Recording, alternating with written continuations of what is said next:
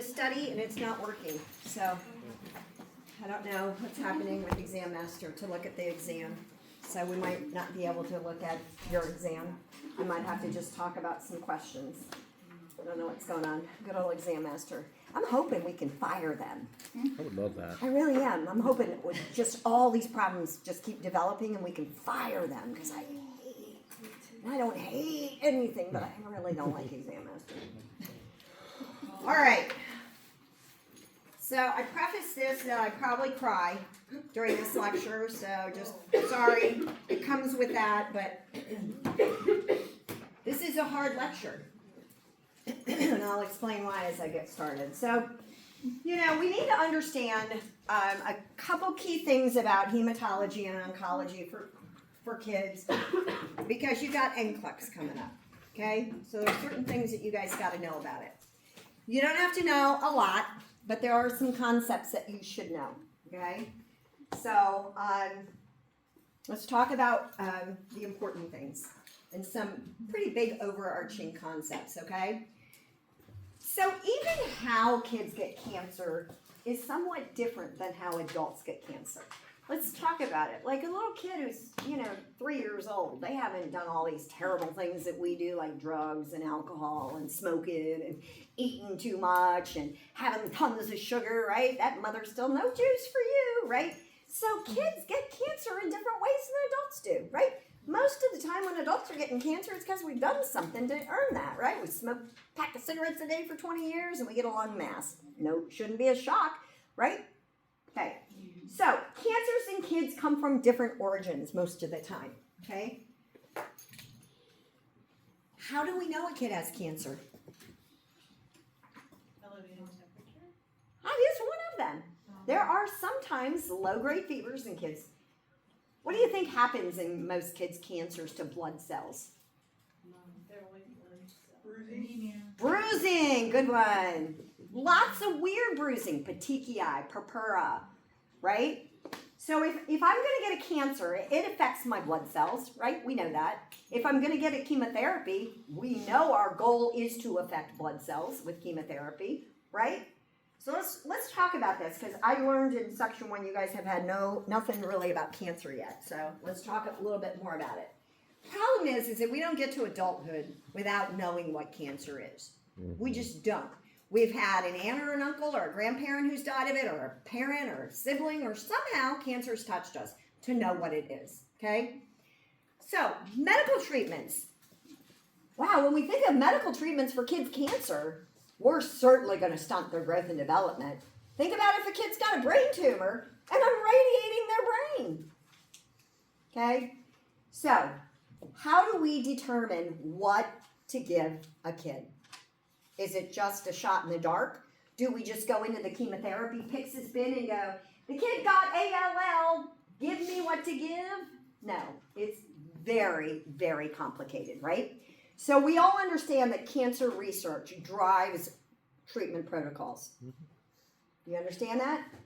We research everything about a kid's brain tumor, and then we try all these different agents of radiation and chemotherapy and steroids and different things to see really what cures medulloblastoma. And then we're like, all right, we've got it. But we do years of research on that, enrolling a bunch of kids in there saying, yeah, it's proven factual. Out of 10,000 kids that we treated with medulloblastoma with this treatment protocol, 9,900 of them are still alive. That's a good treatment protocol, okay? But that's all research driven, okay? I didn't know what to give my kids with cancer at Georgetown. I had to do treatment protocols. So when you work at a teaching hospital like Hopkins or Georgetown, that's a cool thing, okay? Doing oncology at those places is really cool. As a nurse practitioner, you're on study protocols, okay? So when I worked at Georgetown, I was on 5 different study protocols. 2 of them, I was a principal investigator involving cord blood transplant. So what are we doing? We're enrolling patients in our study, and we're studying what we're doing, and then we're publishing that data, right? Okay. I'm going to tell you how that all plays out in the different types of cancer, but it's really, really interesting, okay? So when you tell me that you want to go into oncology, I'm going to be like, that is so cool because it is really where the leading research is at in medicine these days, okay? We understand heart attacks. We understand strokes, right? So where is it? It should be right here in diabetes. Okay, those are our two really bad diseases we've got to fix, okay?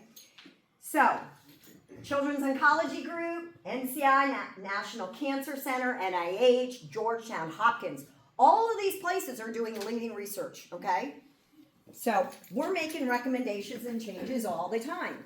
Now ethics, we're going to talk about ethics because kids in cancer is a big ethical dilemma. And I'll talk to you about several different ethical problems that we had in treating kids with cancer. So kids, what do kids get?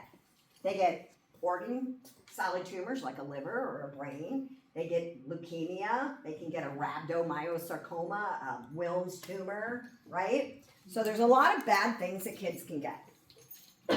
Leukemia is the most common, right? And kids actually do really well with leukemia. ALL, acute lymphoblastic leukemia, kids do fairly well. I think they say upwards of like 80 to 90% chance of survival, which, you know, if you're diagnosed with cancer, you want those kind of numbers, don't you?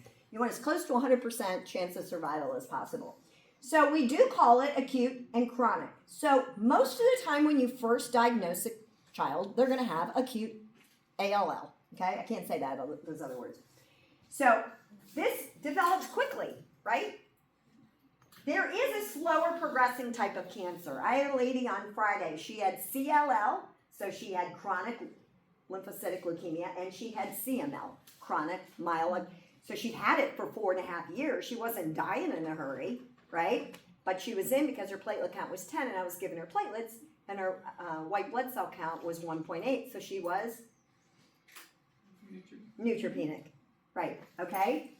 Yeah, so most kids do fairly well unless they get AML. AML's not so fun. So let's talk about lymphoblastic leukemia. This is the most common. Kids have a really good chance of survival. So let's talk about what does a kid come in? What lab work would you expect on a kid with ALL? Let's have some fun and play. Leah goes, I don't want to have fun.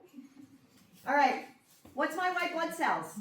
In a new ALL, let's just hypothesize. High. How high is high? So what's normal? 4,000 to 10,000. What do you think I see in a new kid with ALL? Oh my God, my last one was 364. Ridiculous amounts of white blood cells. ALL is a what kind of cancer? What does it attack? This right here. Okay? So your white blood cells, according to the book even, are wacky and unpredictable. Okay? They can be 200,000, they can be 300,000, they can be crazy numbers. Okay? What do you think in a new ALL my H and H are going to be? Probably about 8 and 26. Probably. 9. Might be a little higher. What about my platelets? Low. Okay, these can be 10, 20,000. And they should be 150 to what? Is it 400? 450, I think. So it might be 450. It's one of those. Yeah, it's 4. Might be 350. Might be 350. I think. I don't know. I'm gonna stick with 400. We'll split the Can't difference. decide. All right. So you come in with these crazy numbers. All right. So now tell me, knowing what the labs are doing, what are your clinical manifestations? 100%. Go look at the slides. Think about it. Look at your labs. What else? Petechiae. Anemia. Anemia, which causes fatigue, right? In a child, 100%. Petechiae, purpura, Thrombocytopenia. I'm not even spelling that correctly. So these kids, my last kid came in, I think she was like 14, 15. Oh, I got another symptom I forgot. Right, bleeding is something with the thrombocytopenia. She had pallor too. Remember pallor with the anemia? Mm-hmm. Okay, tell me where your blood cells are made. Bone marrow. Where else? Liver, spleen. Oh, somebody remember the spleen.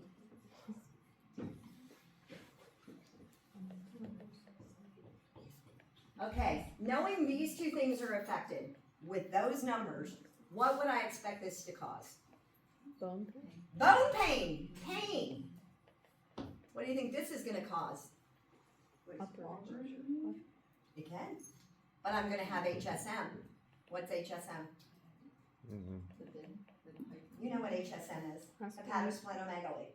Oh. Hepatosplenomegaly. So, right, your liver is down and your spleen is enlarged.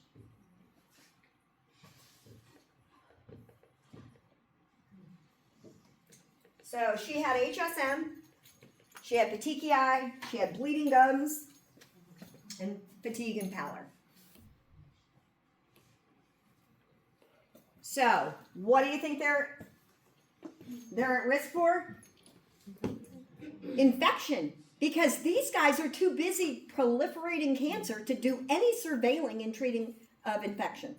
They lost their minds. There's no phagocytosis going on.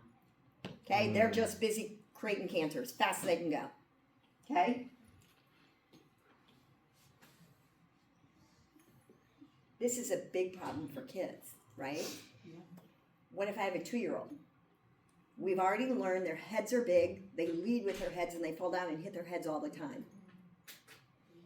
Now they're at a risk for a bleed, just like you would treat your older people that are on blood thinners, right? This guy's might as well be on blood thinners. He's got nothing that's stopping his blood from clotting, right?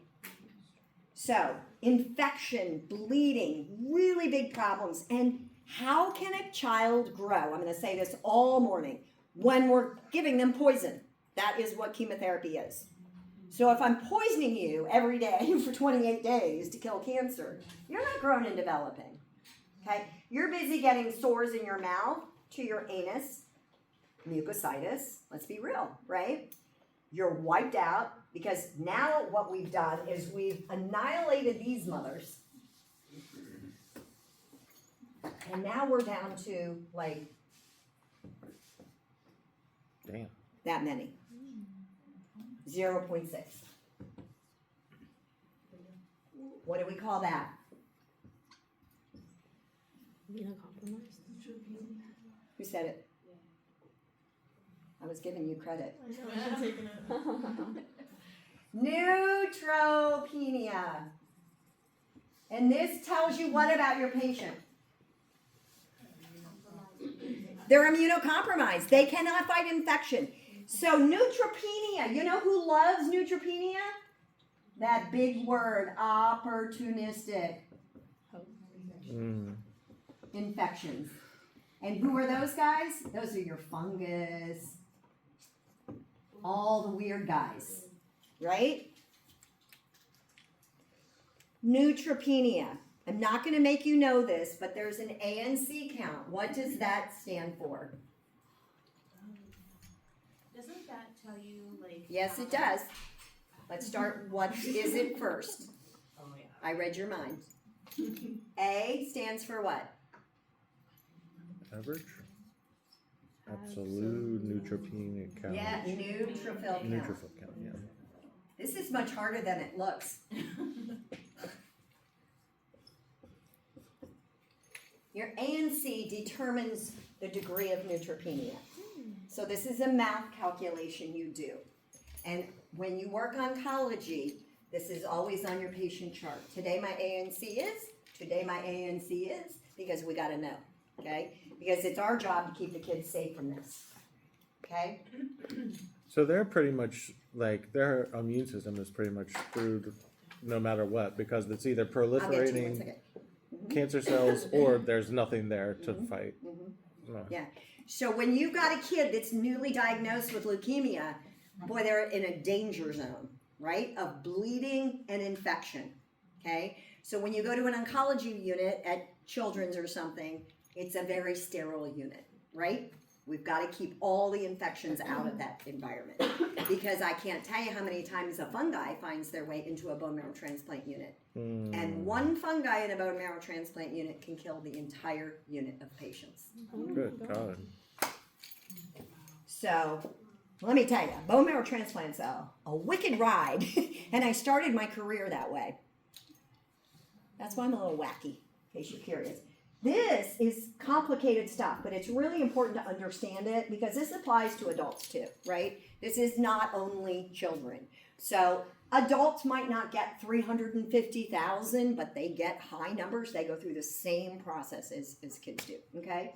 So knowing your absolute neutrophil count really tells you how susceptible your patient is for infection. Tells us our degree of neutropenia, okay?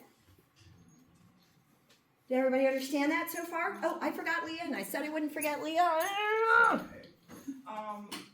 The cycle that so when you said they had 364 and then now it goes down to points, is it a cycle or is there something that makes it? The chemotherapy does that. Okay.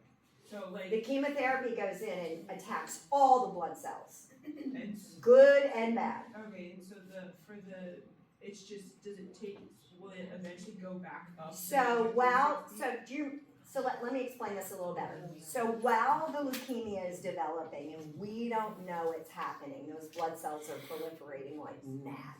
That's how they get up to the 300,000, okay? Then we see signs and symptoms. And then we're like, you don't look normal. Something's going on. I need to get you to the pediatrician. Pediatrician feels this and goes, that's not normal. I see the petechiae. You need to go to the hospital and get blood drawn. They come in, we draw their blood, and that's what we see initially. We send them down to Children's, and now I'm going to tell you what we do to get their white count down to 4. Okay? So, prognosis is always poor with a relapse. Cancer is, that's just general. We all know that. All right, so this is what we do. Okay? We take a patient and they get a full workup. So what's a full workup for a leukemia? They get a bone marrow transplant, biopsy. They get a lumbar puncture. They get a full blood panel workup, and they get like a PET scan, chest x-ray, like a CAT scan to make sure there isn't any metastasis anywhere else. Then we're like, diagnosis time. We all sit in a room and we tell you your kid has cancer. Oh, how fun is that job, right? But who does that? You and the provider, okay? So you tell them sort of what the plan is, then you help them get admitted, and then you begin the process. As a nurse practitioner, I did all those procedures. So I would do the procedure. I would go up, I'd schedule her for a lumbar puncture, I'd go do that, I'd schedule her for a bone marrow biopsy, I'd do that, and then we would start her chemotherapy and get her admitted. So this is what a typical chemotherapy looks like for a kid. So they get what's called induction, and that's where we bring out the big guns and we try to obliterate those 300,000 white blood cells, right? We try to say, no, we're not going to tolerate cancer. We're going to eradicate everything that resembles it, okay? That's how we get from 300 down to 1 white blood cell. We just kill them through induction, okay? Then we come behind induction and we give you consolidation, and that's chemotherapy routinely for a period of time. So like with an ALL, they might come in and get chemotherapy like every 28 days, depending on their treatment protocol. Once they achieve a cure and they're in remission, they may still get maintenance therapy that keeps them in remission for a period of time. And that may be up to 18 months after recovery. And then CNS prophylaxis is given through all stages. This is an exam question. Do you know what you call it? Everybody started writing. What do you call it? What do you call when I put chemotherapy through an LP needle? When I write the word, because apparently I couldn't say it. Section 1. They thought I said something else. Intra fecal. Oh, fecal. So what I do is I do a lumbar puncture on the child. I get the, in the space, and I actually inject chemotherapy right into the spinal column. Dang. Okay?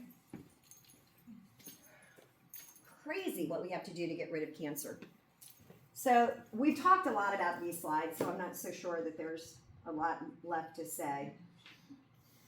The smear will show blasts are so scary. They look terrible on the slide. We went through all of those already. Male, 2 to 5 years of age, Caucasian, have a higher incidence of ALL. Don't know why. The little white boys are getting it, but they are. So infection, pain, anemia, bleeding, biggest disease problems. We've already talked about that as well. AML, just a different type of leukemia. It's the second most common. You see this more in your older kids, like 13, 14, 15. I'm going to tell you a story to bring in the ethics of cancer treatment. So we had, and this is a hot topic, so I was fighting for her, so we're all clear, just all clear. So she was here illegally in the country. She was of Hispanic origin. She was 9 years old, and she had AML. And we had treated her at Georgetown, and my service was cord and bone marrow transplant, high-risk leukemia, lymphoma, and solid tumors. Doesn't that sound like a fun service? I was the last resort for oncology, essentially. If you relapsed, you came to me. We tried to save you with a transplant or massive surgery. But so I had this little girl. She was 9 years old. She had gone through AML treatment and had relapsed. And the treatment is a bone marrow transplant. And so that's about $1 million. And so we had an ethical decision, because do we spend $1 million to save one person, or do we spend $1 million to save a room full of people? That's a problem, right? So luckily, I'm just fighting for my patient because I don't want my kids to die on my service. So I had to go before the ethics board at Georgetown. Now, who do you think sits on the ethics board at Georgetown University? People who care about money. White man. What do you know about Georgetown University? Is it a religious institution? I don't know. Uh-huh. It is, if you didn't know. I didn't. It is. It's a Catholic institution. So who sat on the ethics boards? Priests and nuns. It was crazy. I thought I was going to have to go fight a bunch of doctors and insurance people and everything, and I walked into a room full of priests and nuns, and I was like, yes, I know they're on my side. Right? They're going to be on my side of saving a life. So we got the transplant. Sadly, Awesome. it didn't matter. She died. But you will have ethical dilemmas. I also had a kid with cancer who relapsed, who I had to take through a transplant at 17. I came in to do rounds. We had Saturday rounds, and I can't find him. And the nursing staff I hear like a code green essence called to the rooftop, and I'm like, and they're like, yeah, he's up there. And I'm like, oh, this is gonna be fun. I'm like, well, I'm gonna go see him. And they're like, no, let security handle it. I'm like, he's my kid. I'm going up to the roof. So I got up there, and he's like, so my parents just had a meeting with Dr. Cairo, and they told me that we had to do a transplant. It was the only life-saving thing to do.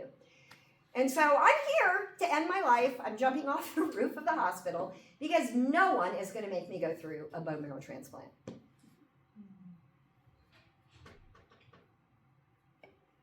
What do you do? What do you do? Yeah, that's What rough. happens during a bone marrow transplant? Well, this is avoided like this. What? What happens during it? All right, let's talk about a bone marrow transplant for a few minutes. So a kid with a bone marrow transplant usually has a bad disease, okay? So who did I transplant? Aplastic anemias. I transplanted a sickler. I transplanted SCID babies, the severe immune compromised babies, a lot of relapsed babies, kids. So what do? You got a kid who's relapsed cancer. Is that a healthy state? Okay. Now I'm going to ablate them. The word is ablate, A-B-L-A-T-E, and that means I'm gonna wipe out every blood cell they have in their body. I take them down to 0, 0, 0, 0.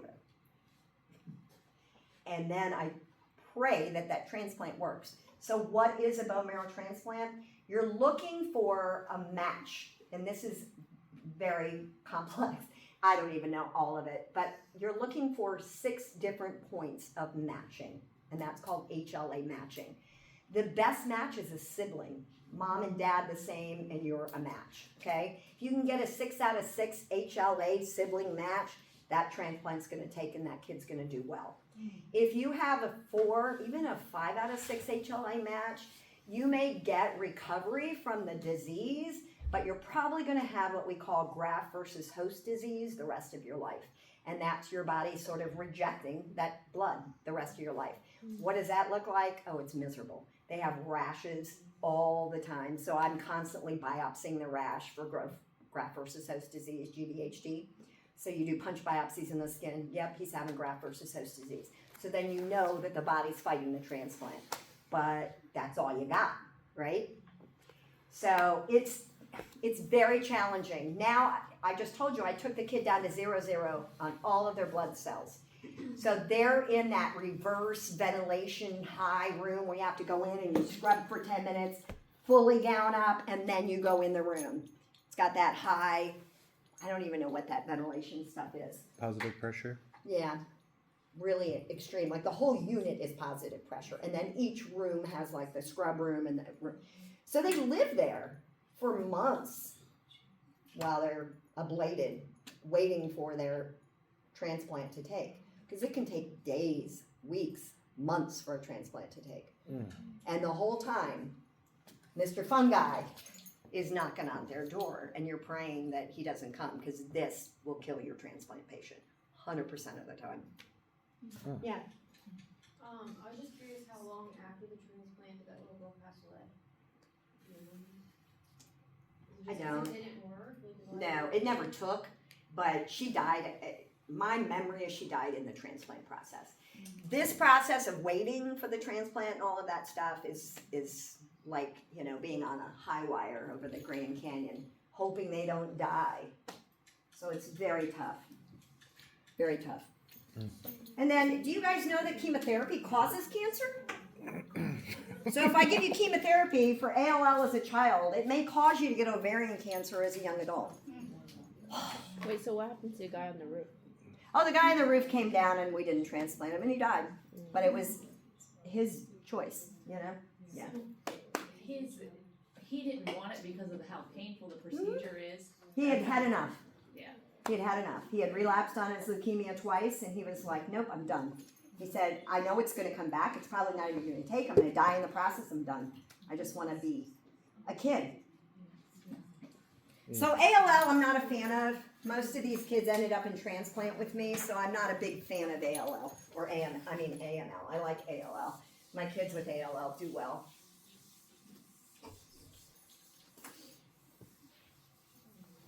All right, lymphoma.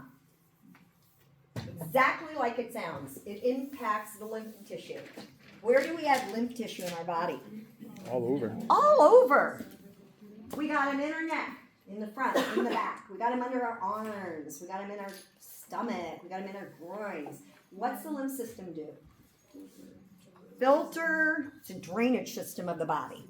It's the easiest way to remember it. It's the drainage system. So think about it. You get a head cold. Your lymph nodes in your neck get all inflamed. And they're like, I'm here. I'm ready. Bring it on. I've got you, right? All right. So now lymphoma is cancer in those lymph glands. So what happens with lymphoma is it usually goes in one area. The neck, here, here, here, okay? It accounts for, 10 to 15% of kids' cancer. So there's two kinds, right? There's Hodgkin and then there's non-Hodgkin lymphoma, okay? So they just attack different lymph tissue, the cells in the lymph tissue. So these guys get B lymphocytes, okay? Like I said, it's usually one general area of lymph nodes involved. usually closer to the body surface, so cervical, axillary, inguinal. You don't typically see it in smaller children. This is more of an adolescent type of a cancer, okay? What do we know about staging of cancer? Do you guys know that there are typically stage 1, stage 2, stage 3, stage 4? Isn't it the metastases? Yes, it deals with metastasis and kind of staging of the disease. Okay, so when we're dealing with like a stage 4, that has a high probability of metastasis, doesn't it? It's probably already metastasized by the time we found it because we were not good at finding it. Okay, so the problem with this is that there's some kids' cancers that we just don't pick up until they're like stage 3 or 4, right? So if I can catch you in a stage 1 or 2, you usually have a pretty good prognosis. It's early enough that we can catch it, treat it, and deal with it, okay? But you're gonna find out that there's some cancers that we just can't catch, okay? So, pretty good survival rate with kids with lymphoma. Staging is based on where it is. You got A or B. So, I don't know if you can appreciate that kid. Big lymph nodes, right? They'll have weight loss, fever. What's unique about lymphoma are the drenching night sweats and the pruritus. That's different, right? Because fatigue, malaise, anorexia, low-grade fever, weight loss, that's all common in cancer, right? But what's unique about lymphoma are the night sweats and the pruritus. And it's not uncommon to have had a pretty good case of mono in childhood. So if this is affecting your cervical lymph nodes, obviously airway would be a priority, right? Like if you had tendinitis in that kid's neck, that kid could have an issue with breathing. But luckily it doesn't happen that way usually. And then you have non-Hodgkin lymphoma, which is the BNT lymphocytes, okay? These, the non-Hodgkin, tend to do more of the mesentery lymph nodes than the other ones. It progresses very quickly. But lymphoma does well with treatment. You saw like 75 to 90% survival rate, so lymphoma does pretty well.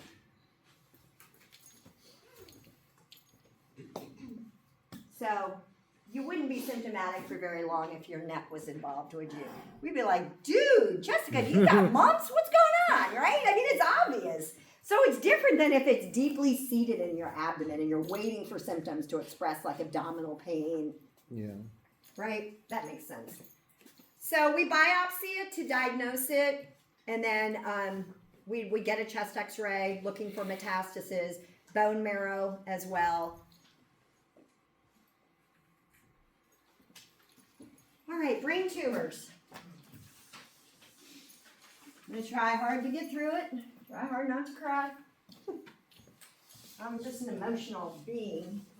I'm an emotional person, and then, I don't know, since my dad died, it's like, oh, I don't know what to do. I just cry all the time anymore. I'm a little hot mess right now. Grief is weird. I don't like it. Sometimes you just gotta be a hot mess, and that's okay. Well, you know, I am this semester, and I hate it. Just hate it. Oh, I need to get out of it. All right, so brain tumors. So, this is a pretty common thing for kids to get. Their symptoms are very classic. I can teach you this without you even writing anything down, and you'll never forget it. So, kids with brain tumors have neurological symptoms. Shocking, right? So think about it. Think about what happens to your stroke patient or somebody who's hemorrhaging their brain or something, right? They walk funny. They lack coordination. Their speech might be off. They have headaches. Their pupils might change. They're all neurological symptoms. It's not rocket science, people. So, probably the most common complaint a patient makes with a brain tumor is a headache upon awakening. They wake up with a headache. And why should you wake up with a headache? Unless you slept funny, right? You shouldn't. So, my niece at 15 woke up with a headache, and she had him for a couple weeks, and she's, that family, man, are they athletic, it's crazy. Brian plays for the New Orleans Saints. Like Bailey was, you know, like she played basketball all through Urbana. Kendall played 6 years at Mount St. Mary's. Like they're just beasts. Her mom was a Kodak All-American basketball player. Their dad played JMU football. So they got athletic ability over there. And Ella played basketball, and she was like stumbling on the basketball court, and we were all like, that's not normal. And so sure enough, she was diagnosed with medulloblastoma. So medulloblastoma is not something to be terrified of unless you relapse. Okay? So we're good at treating this unless you've got like some genetic component to it that makes it a little different. And that's what her problem was. Okay? So there's a lot of complications that result from that, and Ella experienced them. She had seizures. Think about it. Why wouldn't you have seizures? You got a tumor in your brain. Mm-hmm. We expect seizures from people having strokes. We expect seizures from people having neurological compromise. So seizures should be expected, right? She developed hydrocephalus, increased ICP, probably what caused the seizures. Right. Right? Mm-hmm. And then her brainstem herniated. You guys ever seen a brainstem herniate before? Mm-hmm. I saw it on Friday. Yep. I'm going to show you what a herniated brain looks like. So we had a guy come in, and if you see it, you will never forget it. Okay? I've seen it, and I never forgot it. So they wheeled him in, and they put him in 30 because we were full and there were no beds. And I'm just looking at him, and he's grinding his teeth. That's a neurological symptom. If you don't know that, grinding teeth is a neurological symptom. And before our eyes, he's not even off the EMS stretcher onto the thing. He starts facial droop, and then he started going, I can't do it, but do you know that neurological, like, like that, non-communicative completely. And I said, he's herniating his brainstem. And they're doing neuro checks. And I'm like, that's a herniated brainstem. And they're doing neuro checks. And I'm like, doesn't really matter. I just walked away.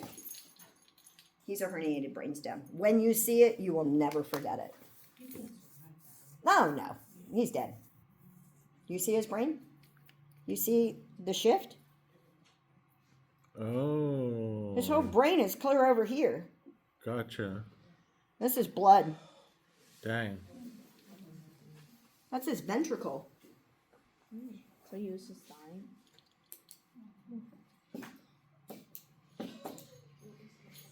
I take these pictures for you guys. See the midline shift? This is the midline. He's all the way pushed over here, and he was herniating down. There's no place for the brain to go. Remember when I said that with kids? Once the fontanelle closes, the only place for the brain to herniate is down. Mm-hmm. How old was he? 60. Did he have a brain tumor? Is that what caused it? No. Oh. He had a brain bleed. Oh, a brain. Is that from trauma? No. He had a spontaneous bleed. Damn. Just a random on a Friday. He was herniating down. You guys can see. See the midline? So how long does it take, like... Hours. Just hours. It'll go fast. Oh, sorry. So what do they do? Just make them comfortable? See the blood over here? No, we intubated him to keep him as stable as we could. Yeah, that's all blood. You ever catch me with that? All the way over. No, he died. No, hit me with the heroin overdose When your special. brain herniates, it's incompatible with life. Nah. Once your stroke is that bad, you're done. This is the blood. So that's the ventricle. These are the ventricles in the brain. This is pushed all the way over. Right here's where the brain should be. Yes. Yeah. Let me see here for a second. This is all blood. This whole area here. And it's shoving it over. So this is your midline. So you've got a midline shift. That's what we call that. Crazy, right? So when the brain herniates down, it's incompatible with life. I've only seen it like 4 or 5 times, but I knew it as soon as I saw it. It's pretty impressive. All right. Back to brain tumors.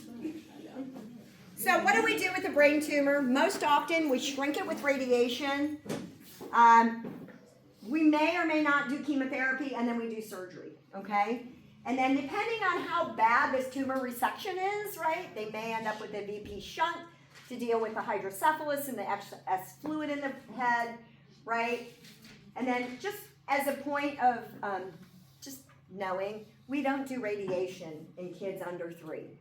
We don't fry their brains particularly, right? That makes sense. Forming brains should probably not have high heat. All right, so brain tumors. It's going to be CNS related. So you're going to have neuro symptoms, right? Nausea, vomiting, headache, unsteady gait, blurred vision, weakness, swallowing difficulties, behavior changes, irritability. All of those are neurosigns and symptoms in a child, okay? Then when you're starting looking, have you guys seen sun-setting eyes before? Their eyes are like half, yeah? They might head tilt. This was the biggest thing we noticed with Ella was the coordination disturbances. She just kept falling on the basketball court and she never falls. We're like, what is happening, you know?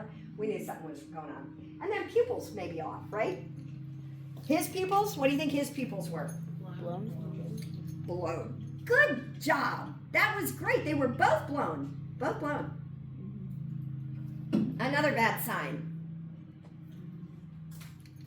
All right, so I think we talked about all of this, right? They might get some steroids for that ICP to help reduce the inflammation. We keep them on stool softeners. Most kids with cancer are on stool softeners, and this goes along with the straining for bleeding. We don't want them to bleed. And then lots of pain management, right? These kids they suffer so much. I think that is what got me out of there as much as anything, is the suffering. It's not that the work was hard. The work was incredibly challenging, and I learned so much. And, you know, as a nurse practitioner, I got hired there at Georgetown brand spanking new. I'd never worked a day as an NP. And so I got hired by, and I swear, they were desperate because they hired 3 of us. And I just said I showed up that day with a pulse, and so I got hired. But I got hired by this guy named Mitchell Cairo, and he was one of only 2 transplant physicians in the world transplanting cord blood. And so he taught me all about bone marrow transplant, all about cord blood transplant. And I learned so much from him. It's really incredible if you have that opportunity to kind of step into that. It's a really cool job. You know, I used to conduct tumor boards. Little old me. They let nurse practitioners conduct tumor board. So tumor board is all the physicians and NPs that work at Lombardi Cancer Center come, and you do a presentation on your case. So I always think teaching hospitals are great places to go, and I learned so much at one. So, you know, just really remember with brain tumors, the cognitive and learning disabilities that can result from that radiation, you know, there are long-term sequelae from these issues, okay? And then post-op care for a kid who's had brain surgery, had a bed elevated, close monitoring of ICP, we're doing pain control, okay? And keeping it quiet. So that was Ella. This is Jakarta. So neuroblastomas are tumors that arise in the abdomen. They come off the adrenal gland. The bad thing about neuroblastomas is that they're usually a 3 or 4 by the time we diagnose them, okay? So that's the problem. If we can find you in a stage 1, easy peasy to fix this, okay? But most of the time we don't pick up on it till 3 or 4. So that's our problem.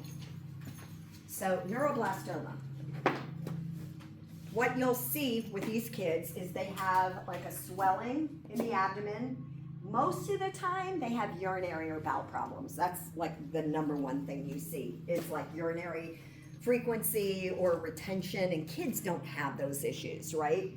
Bone pain, they might have some neurological symptoms as well.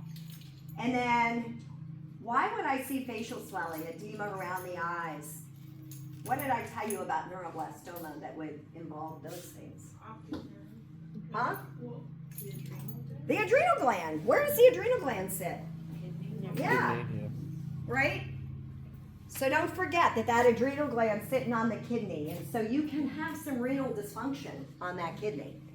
So that's renal dysfunction, right? When it's failing to filter out the fluid. Kids, like I said, don't have edema in their face and stuff. Normal, healthy kids don't. So when you see that, you're like, ooh, I don't like that, right? I remember when I met Jakarta, her eyes were so swollen. It was crazy. She was in stage 4. Lots of, so here's one to remember. So neuroblastoma, you can palpate the abdomen. I'm going to teach you one that you absolutely can't, okay? So don't get confused by neuro, you can. So neuroblastoma, we go in and give tons of chemotherapy for and try to get the cancer out, okay? These kids have quite a bit of relapse and metastasis. So the prognosis is with this. I think they say it's like 40 to, hold on, let me look at 40 to 100. Yeah, 40 to 100. But they say 70% of all cases have metastasized prior to diagnosis. That's the problem with this booger, okay? They often have that metastasis component. And what do I mean by metastasize? It's spread to other It's areas. spread, right? Okay. So the median age for a neuroblastoma is 2. Yeah? What would be an early sign for it to be like caught at stage 1? Or there's none, you just happen to catch it at stage 1? You know, most of the time when you find a 1, they might have like a urinary symptom that you're investigating. And then it's like, oh, by the way, look what we found. More of an incidental finding, Lauren said. Yeah. So, not a fan of neuroblastoma.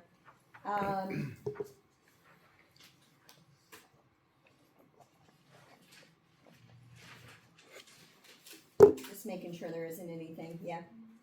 All right. Osteosarcoma is a bone cancer.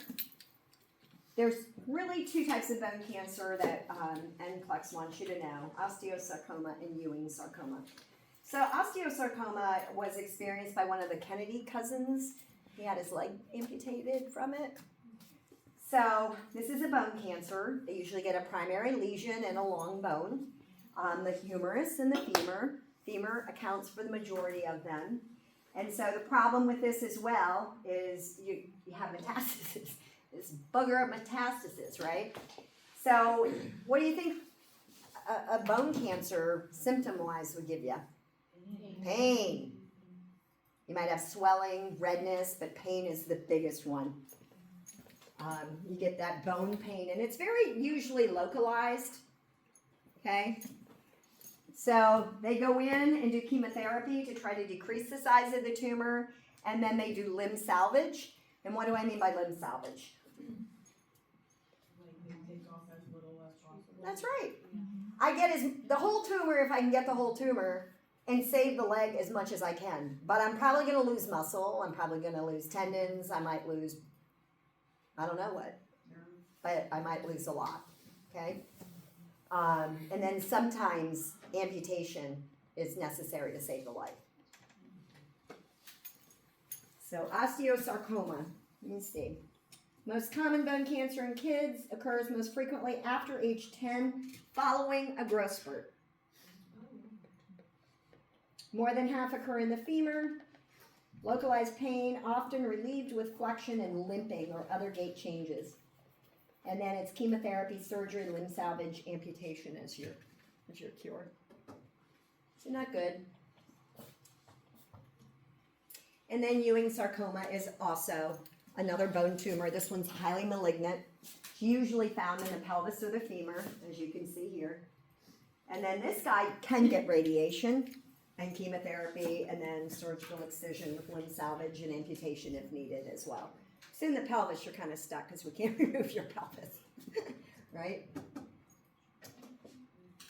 And it's the same, intermittent pain. You'll find a lot of cancers in kids cause low-grade fevers. So if you see low-grade fever, just check it. It's probably right. And then pain. And then remember, anytime somebody's got a bone cancer, they're at risk for fracture because the bone is destabilized, right? Rhabdomyosarcoma. This is Cherie, my goddaughter. I know, right? Sucked. So let me tell you the story about Cherie so you don't forget rhabdomyosarcoma. So Cherie was born with, she was an SGA baby. What am I? Small, gestational age baby. She starts about 6 to 12 months delaying on her growth. Okay? So all of a sudden we've got a growth delay. So she's being evaluated for that, and they find out she's growth hormone deficient. You guys know about growth hormone deficiency. What do we do for that? Give growth hormone. Give growth hormone. See, it's not rocket science. I told you. You could teach it. We give growth hormone. So she was, her husband at the time when Cherie was first diagnosed at a year, worked and traveled for work. He was a pastor. So he was gone a lot when she was giving the injection. So she kind of came up a way. She had a 2-year-old and a 4-year-old at the time. To give the injection in the right thrive, she held the child a certain way. So, fast forward now to 15, Cherie's off growth hormone. She's achieved puberty. She's reached a normal height. She's off growth hormone. So I'm sitting at lunch at Casa Rico in Frederick with my girlfriend. She's been my best friend since she was 3. She tells me that Cherie's got this mass on her right thigh. And she said it's kind of, it hurts and it's red, and she's going for a CAT scan, and my heart sunk. I'm like, oh shit, we're in trouble. So I get the report. They say it's a rhabdomyosarcoma, and I say a few more curse words because I know what we're involved with here. Right here. Highly malignant. I know we're in trouble. I know that we're already behind the 8 ball because she's got a mass already. So we've got to be probably a stage 3 or 4, okay? So this is your problem right here with a rhabdo, and this is what kills your patients right here, okay? So she went through chemotherapy. She went through radiation. I think she had radiation. I'm almost positive she had radiation. And she went through limb salvage, and she had a big divot in her right thigh. And now at 17, she's walking with a walker. But she's alive, okay? We take it in small little things when you're life or death with a kid, right? So, yeah, we did radiation. I thought we did. So, fast forward to the metastasis. So now she's got, they counted 22 grapefruit-sized tumors in her chest. 22. So I'm going up, they live in Reading, Pennsylvania, and I'm doing respite care for my best friend by going up and spending the weekend.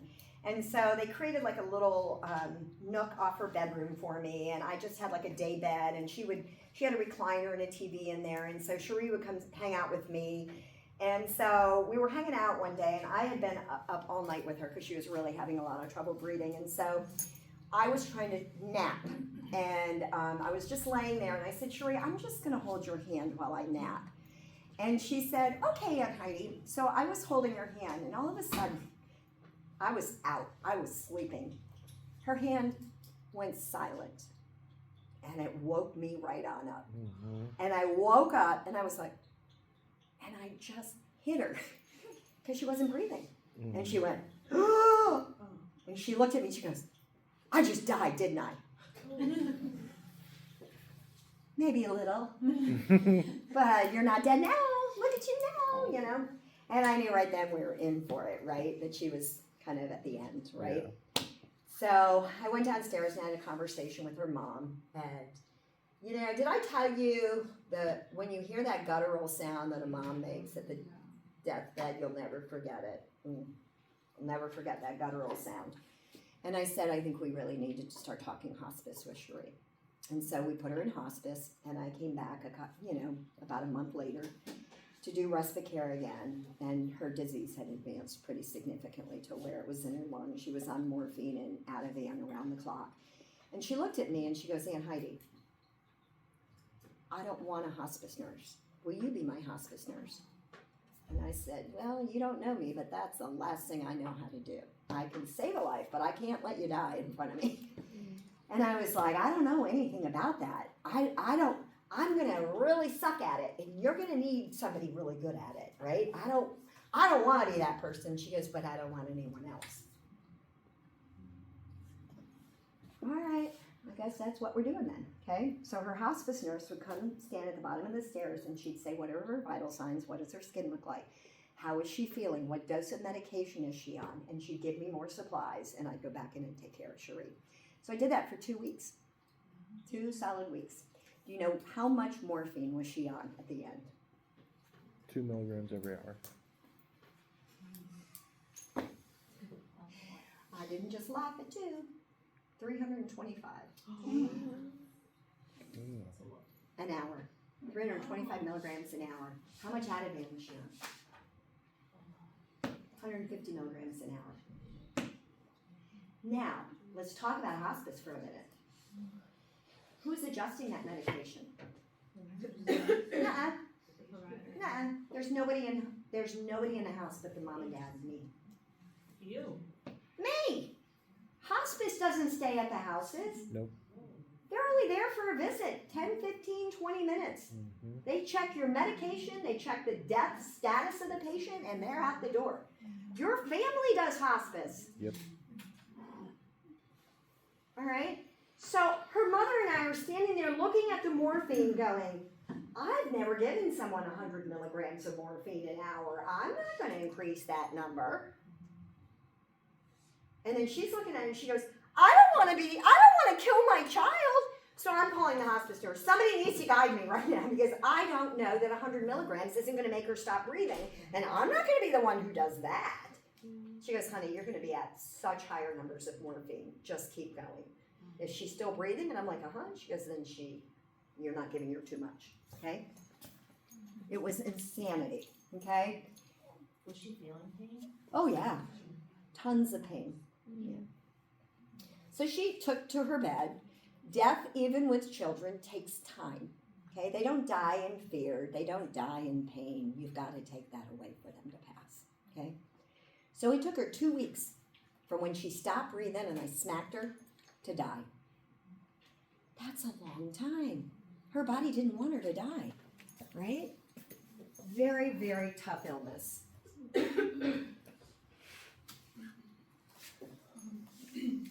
Wilms tumor. Sitting on your kidney. What do you think's going to happen? Swelling, hypertension. All right. This one, if you palpate the abdomen, you're going to fail NCLEX. They're that serious about it, okay? So we don't know what happens with this, but it's the most common renal tumor. It usually only impacts one side or the other. Prognosis depends on staging and extent of metastasis, and a lot of times, because it's sitting on the kidney and an abdomen, it's stage 3 or 4 before we find it, okay? But kids with Wilms tumor can do well. One of our faculty, kid, like niece or nephew got it like 2 years ago. And it was kind of providential because we were able to take care of her several times in Peds. So I was like, well, thanks for that. I appreciate that.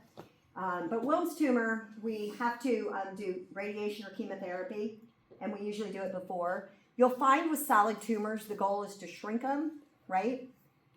And then surgically remove them. You want to get it away from as much healthy tissue as you can. So the concept with solid tumors are to shrink them. And so sometimes chemotherapy and radiation does that, sometimes just radiation or sometimes just chemotherapy.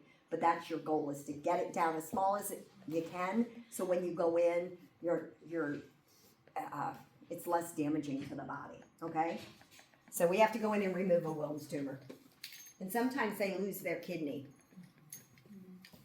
So here we go. Do not palpate the abdomen.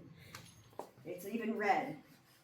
So parents usually see a mass or asymmetry in the abdomen, and they're like, what's going on, and seek treatment.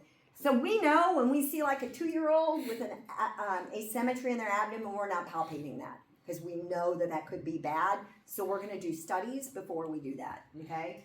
So you could auscultate, but you're not going to palpate, okay? What could happen? Just like You send the tumor out into the bloodstream. Damage the tumor, bust it up, metastasis. Plus, if it's sitting on the kidney and and somehow you damage it, it can damage the kidney. There's just a lot of bad things. So they really tell you, no, no, no, no, no, no. So these kids, post-op care, they're gonna have surgery, right? Typical post-op care, you guys know that. And then really following kidney function. You'll follow kidney function. Yes, Bryn?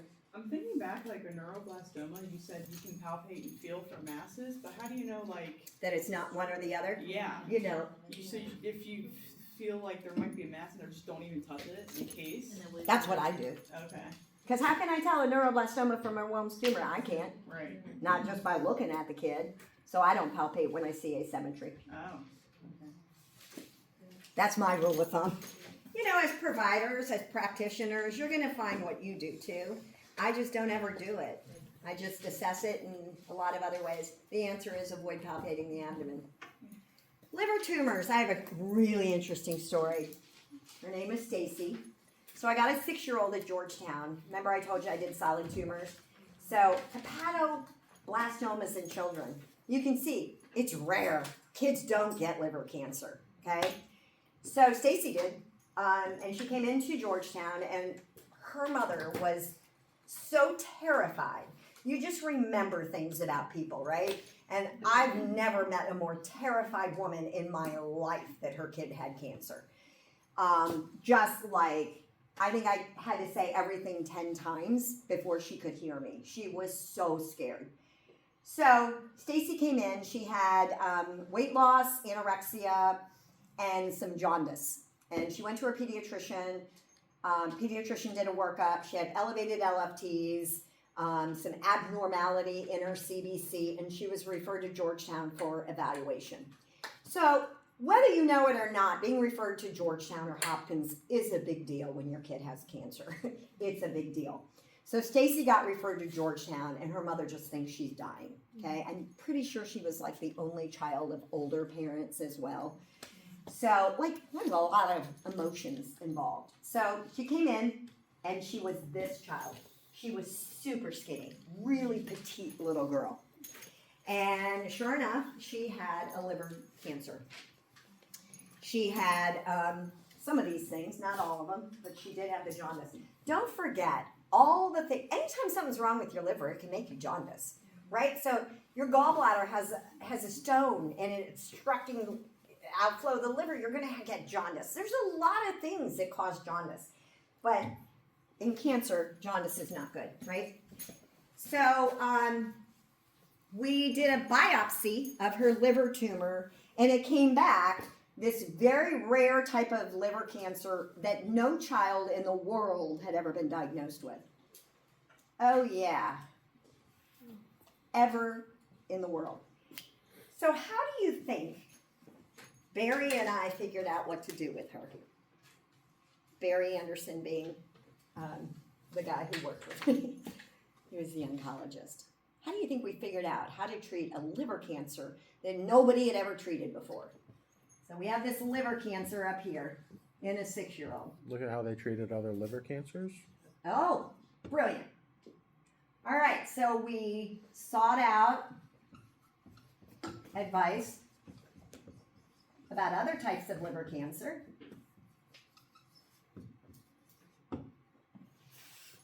That's the biggest thing we did, right there.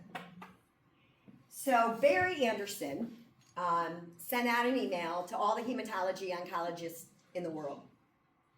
Pretty cool. And he did a whole case study on Stacy, and he said, this is what we have, how would you treat it? Okay, so this is what we got. I'm going to use you guys, members of the audience. So Kim Hess, she is the hematology oncology expert in Dubai, and she recommended treatment protocols 1, 2, and 3, okay? Then we went over, and Scarlett is from, where do you want to be from? Italy. Italy. And they wanted 2, 3, and 4 protocols. And then we went to Jada. Jada, where do you want to be from? What? England. Will be England. A bottle of water. Okay. And Jada's recommending 3, 4, and 5. And then we went and asked Bryn. And Bryn said 2 and 3 and 4. All right, so I stood at a whiteboard and he read us emails. Okay? And then when we were done, we went like this. Two. And we came up with a treatment protocol. On a wing and a prayer. Mm-hmm. Okay? It had never been done before. We didn't know if we were going to be successful. We had no idea, but we have to do something. So we did treatment protocol 2, 3, and we just started off and started chemotherapy. Our goal was to reduce the tumor to take her to surgery. Okay? So it worked. We shrunk the tumor.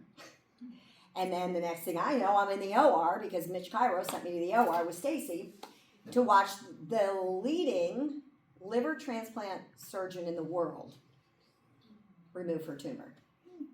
He is such a boss. Oh my God. Can you imagine being the top liver transplant physician in the world?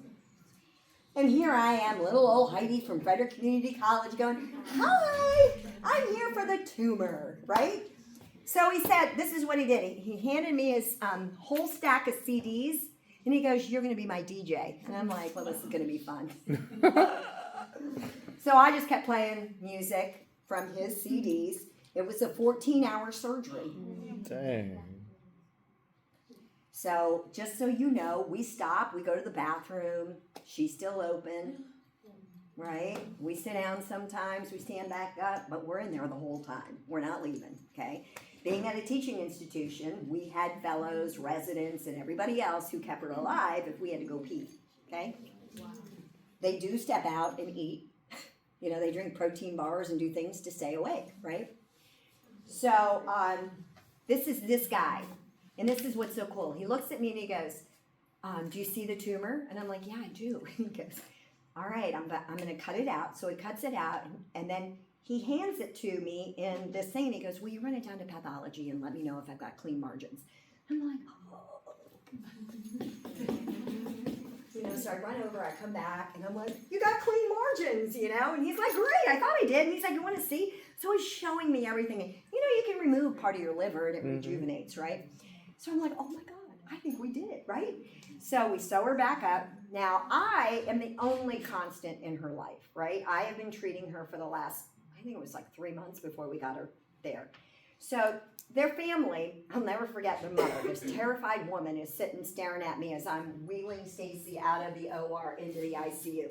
And she's just staring at me like eye contact, like, did you get the margins? Is she going to live? You know, that's what she's looking for from my eyes. And I was just like, all the way pushing her into the room. And I said, we got it. She stood up and hit the floor. Wow. She was so shocked that we did what we did, that we were successful 14 hours later. I think she had been on the ceiling for 14 hours, and the minute she saw us, she collapsed. Okay? Really cool experience with Stacy. I'll never forget that experience with her. And she's still alive. Crazy, right? All right, take 5 minutes and let's do the last little bit.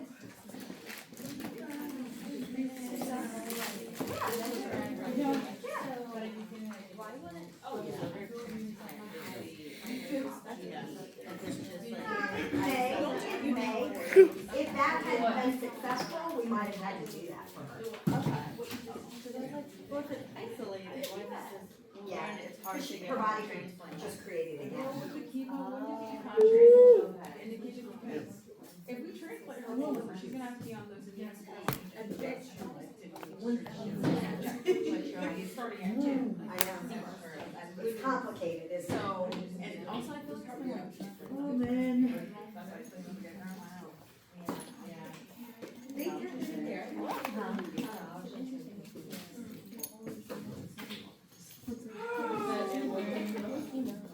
So do you want to see my best deal of the day? Yeah.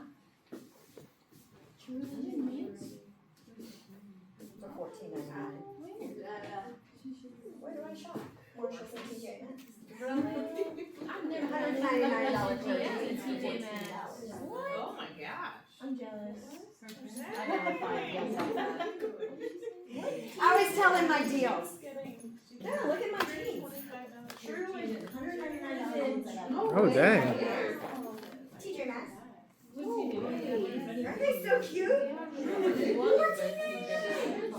It had $199 price tag on them. Holy shit.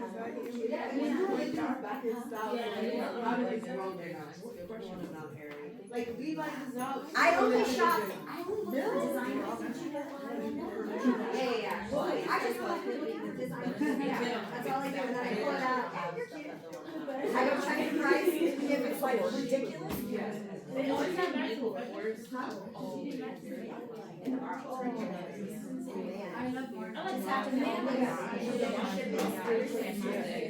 Oh, really? They get their shipment Tuesday. Alright, so Tuesday afternoon or Wednesday morning, and man, is it like, I don't know. I have a shop. Christmas. Oh, yeah. I love style. I think it's my favorite thing. I had it. I used to live here for this program in 2023, and I was in New York for a year and helped her take care of it. It was in the she did it was hell. Like I would never like in that fair like ladies like I would never work on the children's like on yeah, it was like in her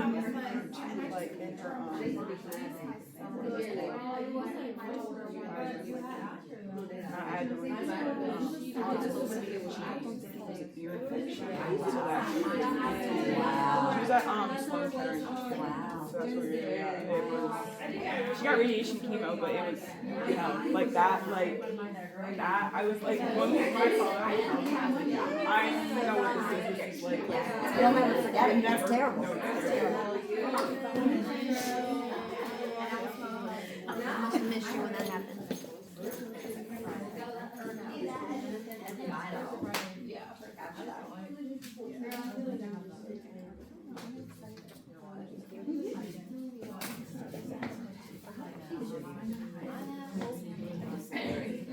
This is the final. So the final is ATI. You know how to study for ATI? The fourth exam. So it's, I don't know. You always ask me that. I thought the last exam was easy. So I'm not a good judge of it. It's easy. We do cover critical care. So critical care is on there. So I don't think critical care is easy. Yeah. It's always doable. It's always doable. You have to, like, so for ATI, you want to try to get as high of a score as you can. So both of those exams are open, so you should practice those. There's 4. There's 2 for Peds and 2 for OB. You can already practice. But set yourself up like you're taking an exam. Time it, no interruptions. Take it like it's an exam over the course of an hour. Don't try to do because that's definitely your presentation on how well you do. But do that in ATI and go into like where AI, and there's a way to make a study guide. If you don't know how to do that, stop by my office and I'll show you how. Okay? And you should be doing all of those ATI exams and as much ATI as you can, because you need to try to get as many points for your final as you can, right? Because people who are sitting, I don't know your score, I don't know anyone's score in this room by heart. But if you're sitting at 75 in the class, you're probably going to get below level 1. You may get a level 1, but not without practicing. Okay? So if you could get like a level 1 or a level 2 by practicing, that would help you with your exam scores, right? Yeah, because if you can get like a level 1, you get 15 points instead of 13. So that's 2 points right there. You do that 2 times, and you get 4 points. So when every point counts, that's what you need to do. So lots of ATI practice, okay? And then I open up before every exam, ATI practice questions. I don't know if you're doing those, you should be, because you get in the mindset of what, type of questions you would ask about that material, right? So you you understand, for example, churchology of flow, right? People spend so much time trying to memorize the 4 Ross functions in the heart. I don't know. That's not what we need to do. So you really got to and you know that by taking questions from ATI, because they keep asking what's happening, what do you do, and what's the truth, right? That's all they want you to know. So if you're not doing questions, you've got to start doing questions, because it really teases out your comprehension. Okay? Or like a day. Like just a day. Yeah. Okay?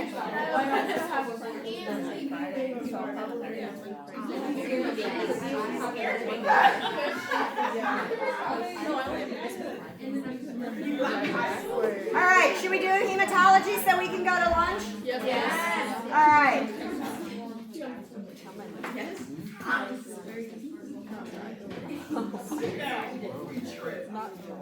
Do you know what aplastic means? Not stretching. So it means there's just nothing home. There's no cells. We have just wiped out. So those blood vessels are just free open. Okay? So this is pancytopenia. We got nothing. All blood cells are impacted. So if I just tell you that, you know exactly what symptoms you're going to see. You know exactly what's going on and what you're going to have to do. Right? I know you know this. I have no blood cells. Time out. I have no blood cells.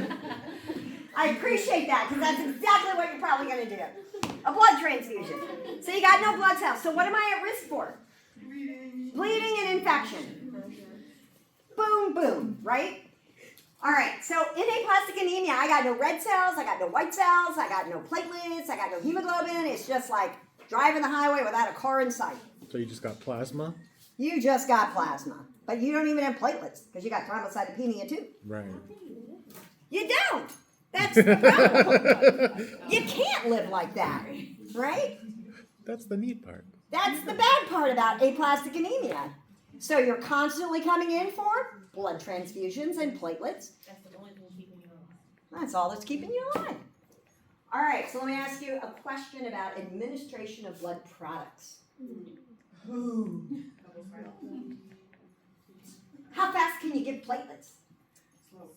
Is it the same as red blood cells? No. Is it slower? Slower. You failed. It's faster? You can get platelets in 30 minutes, a whole unit of platelets in 30 minutes. 30 to 60 minutes is all you need for a unit of platelets. So I gave 2 units of platelets on Friday. I had a lady who had 2 types of cancer. What? Right? Talk about bad luck. Who did you wrong? She had CLL and CML. So she had, what do you think her white blood cells were? This is chronic lymphoblastic leukemia and chronic myeloid leukemia. Was she in treatment or not? She was in treatment. Nothing.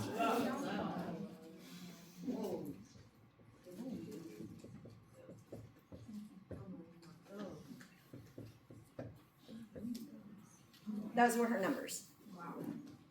Oh. So this makes her what? Neutropenic. She's right. Yeah. This makes her what? And this makes her what?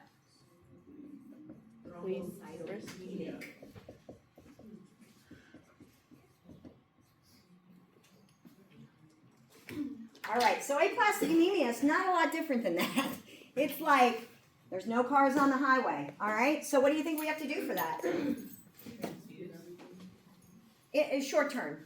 Blood transfusions are only short term fixes for people with hematology, oncology problems, Oh, right? bone marrow transplant. Huh? Bone marrow transplant. Yes. What do you say? Bone marrow transplant. They get a stem cell transplant from a human leukocyte antigen HLA. Matched sibling donor is your perfect match. I matched 2 brothers. 6 out of 6 HLA match. We did a big time immunosuppressive therapy, gave him high dose cyclophosphamide, and then transplanted him, and it took. And he's doing great. But you can't live with aplastic anemia. You're absolutely right. Okay? So we don't know really what causes it. Sometimes you'll see anemic histories in families. A lot of times I've had a couple of the cases I had at Georgetown, they were idiopathic. They thought they'd had like a pretty bad viral infection and then later developed it. So what do you think we have to do for these kids? Like, first off I put a neutropenic sign on her door. Right? I got to keep everybody out of that room, and I got to keep everybody that's sick out of that room. Then I gave platelets. Right? I gave 2 units of platelets. And then I may give blood. When do we transfuse? What's this number have to be before we transfuse? Under 7, go to 7. heaven. 7 or less. Okay? So this kid we have to keep safe from his neutropenia.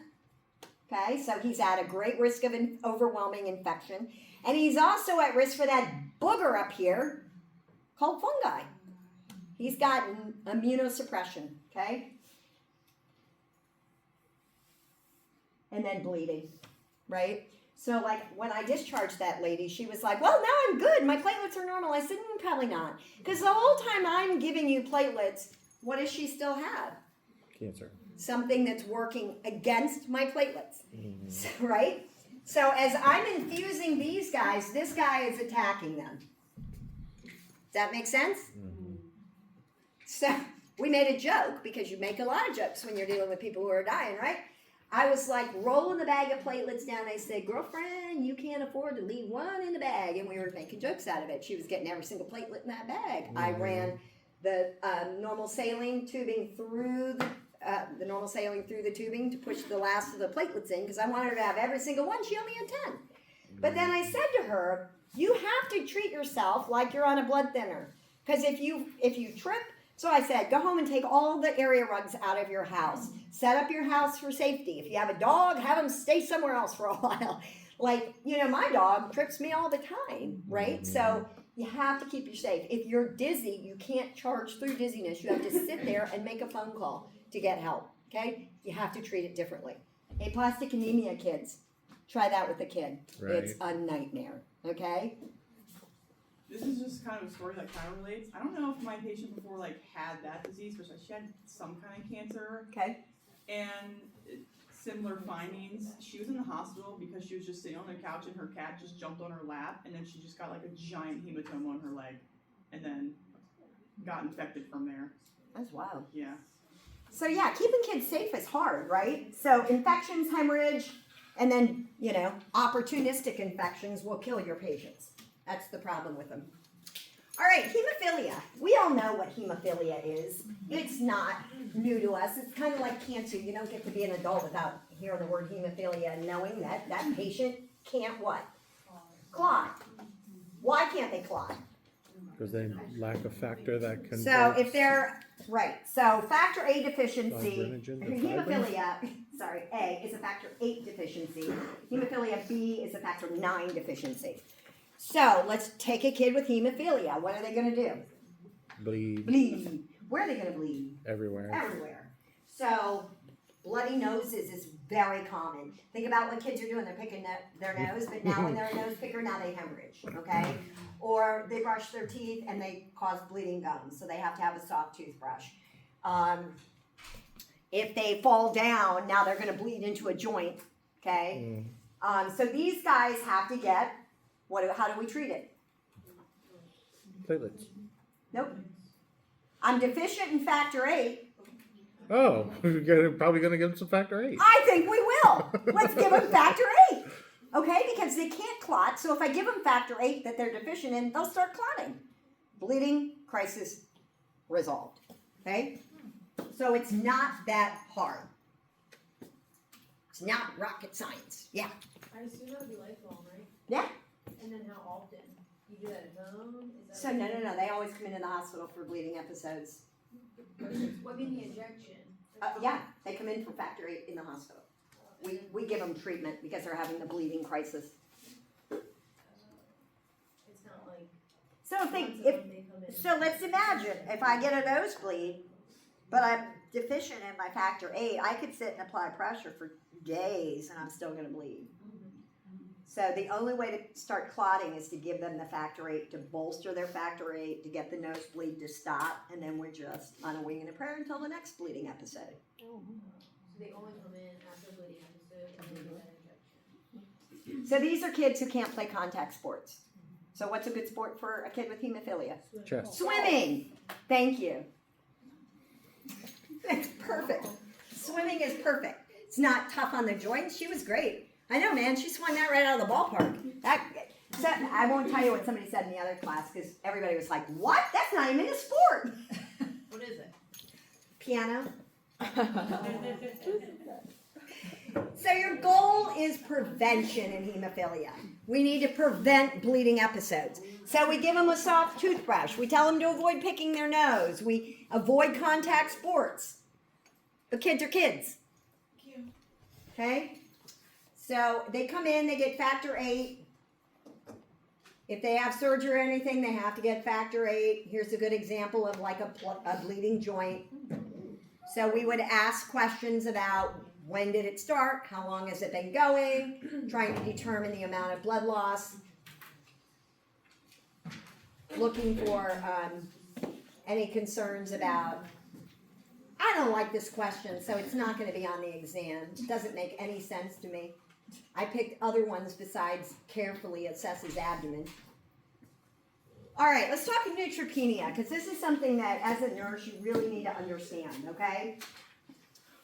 And I think we talked somewhat about this already, but really understand the importance of having a patient in neutropenia. So we will see blood counts in our kids with like leukemia and everything of like a 0.4. That's it. That's all. Okay? So understand something. I'm going to give, let's start with the kid with cancer really quick. So my white blood cells, we've already said, are going to be like 300,000. Let's just say, shoot for the moon, okay? Now I'm going to give induction chemotherapy. And my goal is to get rid of all those, right? But what do I know about chemo? Does it attack everything? Yeah. Yes. It's a poison, right? It's toxic. So it's going to take out those, it's going to take out your platelets, it's going to take out everything. As it wipes these out, it takes all of them. And you'll get down to like a 0.4. You're like, oh, we're very neutropenic. And that's where your ANC and knowing what your ANC really matters, okay? So when the bone marrow is suppressed, it cannot produce white blood cells. We don't want it to, because what do we know about those white blood cells? They're busy being bad. So we're like, stop. You need a break. You're doing all bad stuff, okay? So stop producing. We're going to kill you with chemo. We're going to obliterate you and hope that when you start back up, that you're not being wacky again. Okay? So this puts your patient at a high risk of infection. And this is where those opportunistic infections find their way right into your unit and kill. Like a fungi infection in a bone marrow transplant unit will kill all the patients.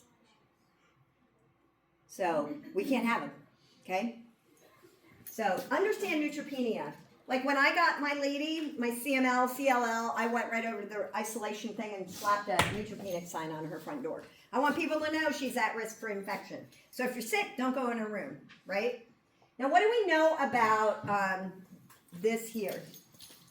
Some of these things here. Do you know about these with neutropenia? NCLEX likes to ask you this one. Well, because you could have, And no fresh flowers, okay? yeah, Because bacteria. why? Bacteria. Food poisoning is a real thing. You're right. So salmonella, shigella, all those crazy things that can be on food. If you get them when you're neutropenic, they can kill you. Well done. That's why. Okay? So no fresh flowers, no fresh fruit, veggies, anything in your room. And then you should wear a mask, right? All right, ITP. What do you know about ITP? Anything yet? Idiopathic. They don't know what causes it. They don't know what causes it. You got that one from idiopathic. Love that. All right, so we think it's an immune response. Kids get so many viral infections. They think that something in that triggers this, but they get, it destroys their platelets, so they have no platelets, right? And this, just as it comes on, kind of, we don't know how, it kind of can disappear as well. So when a baby or a young child has ITP, your goal is just to keep them safe until it passes, okay? So that's safe from bleeding, all those things about bleeding that we know about, right? So these kids come in with all the purple skin stuff, petechiae, purpura. Okay? Most of the time the platelet count is less than 10,000. And so we initially start giving corticosteroids for a couple days, and then we'll try a dose of IVIG to kind of trigger the body's natural immune system to say, all right, let's get going. Kick this out of here. Whatever got me going crazy, shut it down, okay? That's what IVIG does. Kind of triggers your immune system to start recognizing things. It's like your immune system went to sleep for a few minutes and it's trying to wake it back up, okay? And then we don't typically have to give platelets to these kids unless they have a bleeding episode.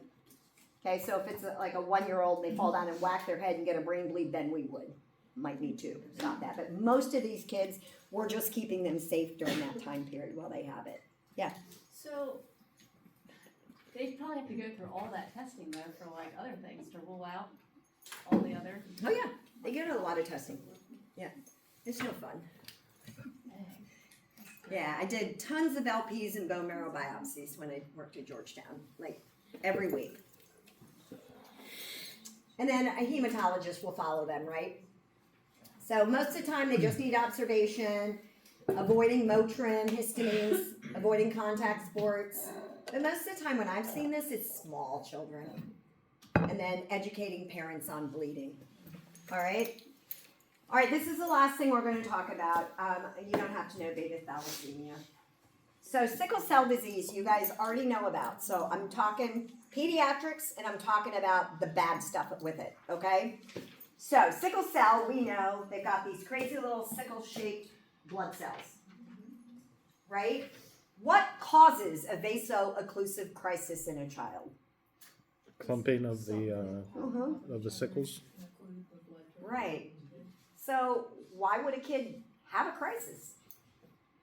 Are there things in childhood that can predispose them to going into a crisis or a risk for them? 10 to 15 viruses every year. Think about your kid with sickle cell who's now dehydrated. What are they going to do? Oh, yeah. Go right into crisis. 100% right into crisis. So think about the highway as your blood vessel, okay? You're on this highway, and you've got all these blood vessels, and half of them are normal and half of them are not. I'm just approximating half. I don't know, right? Okay? And now we're all marching along, and we're going through fine, but all of a sudden, the road gets really dry. All of these guys are going to jam up on the road. They're going to have a major pileup on the highway, and that's called a vaso-occlusive crisis, okay? What I need to do is send fluid in, and I need to wash the roadway, because as soon as I do, I'm going to wash those crazy, whacked out cells right down the road again, okay? So fluids is the most important thing in children with sickle cell crisis, okay? And think about what they're busy doing. Playing outside, getting dehydrated, getting sick, getting fevers. What do you think a fever would do? Dehydrated kid could send him right into crisis. Now let's talk about the body, areas on the body. Are there certain areas on the body that matter if you have a sickle crisis? Yes. Which areas? Your brain. Places where the IV is typically put. Your brain. We're getting closer. Heart. Think about an acute chest. You heard of acute chest syndrome with sickle cell crisis before? No? They didn't teach you that in 211? Oh, great. All right. This is the massive problem with sickle cell, is acute chest syndrome. There's other things like stroke and stuff, but acute chest syndrome is what we're terrified of with sickle cell, okay? So think about what you know. You know so much already, okay? This is happening in a vessel in my heart. The mind. I sure can. I can have a heart attack. Absolutely. I have a vaso-occlusive crisis in my heart. I think I had one on Tuesday last week. I had chest pain for 10 whole minutes when I got emotional about something. I think it was a vaso-occlusive crisis. I was like, do I need to go to the doctor? It went away. But that's what's happening, okay? So think about that in your heart. It's no different than a blood clot causing an obstructed blood flow. So those people can have heart attacks. So now you've got a 10-year-old with acute chest who's having an MI. You can't have that, right? So these people 100% go to ICU. What do? You just give heparin or something? No, Or gets complicated, but you flood them with fluid. oh. And you give morphine, because what does morphine do? The pain. Mm-mm. Vaso. Now you're going where I want you to. Yep, vasodilates.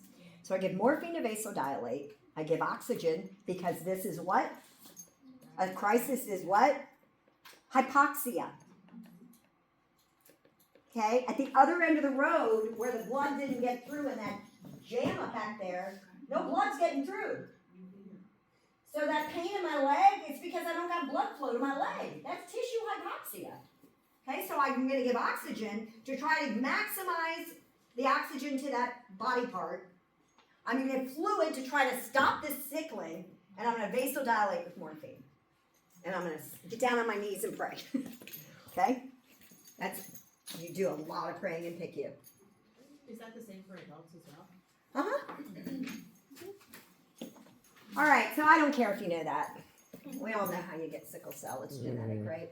So don't forget this, okay? This is what's important about pediatrics, okay? Infection, dehydration, physical exertion. What do kids do? This all day long. At least mine did. They all had ADHD. I didn't have no couch potatoes in my house. I gave birth to 3 of me. Cold, extreme temperatures, right? Extreme cold, extreme heat, or other things of hypoxia. So let's say I get a respiratory event, okay? Which we know kids can get RSV and have hypoxia. So pain is due to decreased circulation. It's causing tissue hypoxia, right here. That leads to ischemia, sorry, I can't say it, and infarction. And what do we know about infarction? Cell death. It's dead, right? That's why when we see a code STEMI, we're like jumping up and down because the myocardium's dying. We can't lose the myocardium.